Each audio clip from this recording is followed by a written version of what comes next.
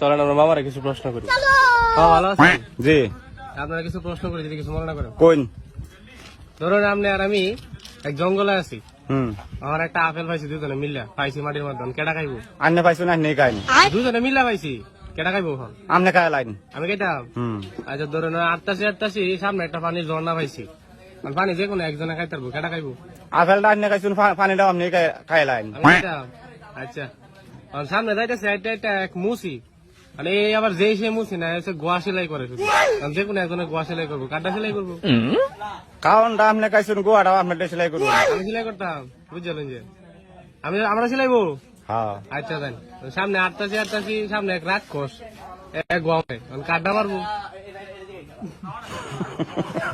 আমার তো গোয়া ছিল, আমি কাড্ডা মারবো। খালি তো আমি। এটা মজ করছি, মজ করছি বাবা।